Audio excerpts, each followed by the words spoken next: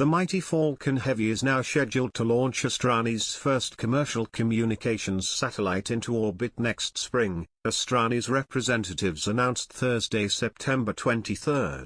The satellite, which will beam internet service down to Alaskans from geostationary orbit, about 22,200 miles, 35,730 kilometers, up, had previously been slated to ride atop a SpaceX Falcon 9. The launch of Falcon Heavy puts us in orbit months faster, enabling us to serve customers in Alaska much faster, said John Gedmark, CEO of Astranis.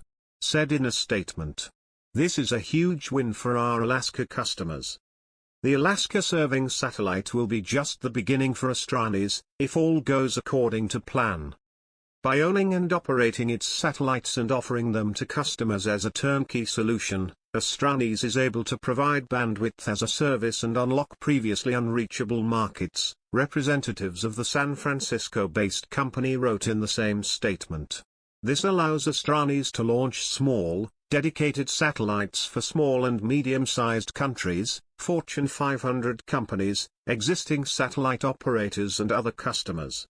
The 880-pound, 400 kilograms, Astranis satellite will share space on the Falcon Heavy with another communications craft, Viasat-3, which will be operated by fellow California company Viasat.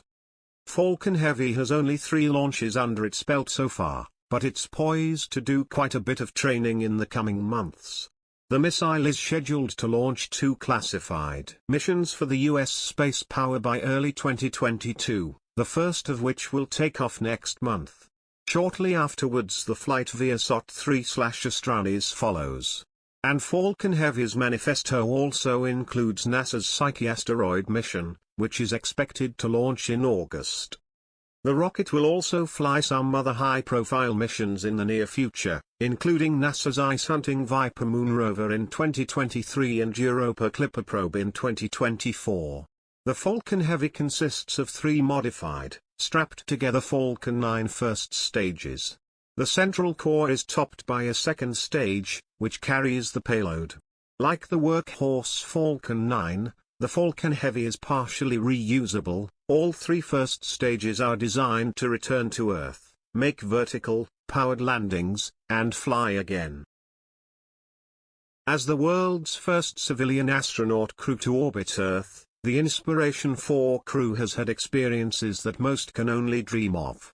I'm still buzzing with excitement for all the stuff we just went through, Commander Jared Isaacman, the 38-year-old billionaire who paid SpaceX for all 4 seats aboard a Dragon spacecraft, tells people in this week's issue. One of those experiences is the overview effect, a powerful phenomenon coined by space author and philosopher Frank White to describe how seeing the planet from space can change a person's perspective on Earth and life. Thanks to their Dragon capsule's unique cupola, a dome window that SpaceX calls the largest continuous window ever in space, all 4 crew members were able to stand near the top of their spacecraft and take in 360-degree views from space.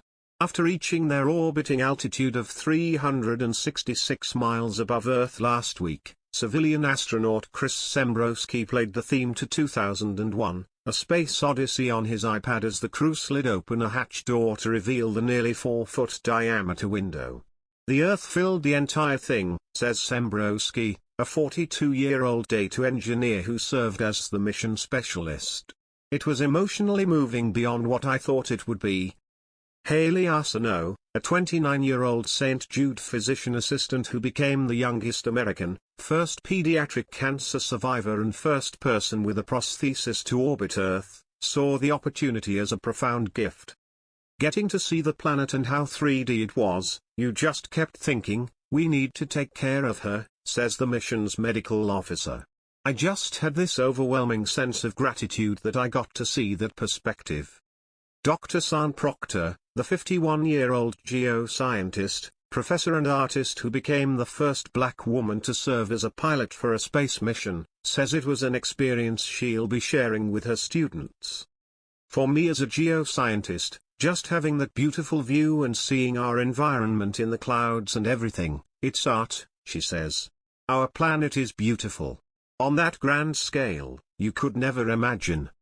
It spurned into my brain, that image of our planet from the cupola, and I just keep seeing it again and again, and I'm just amazed, Proctor adds. So beautiful. But the mission highlight, the crew says, was sharing the view with kids fighting cancer at St. Jude.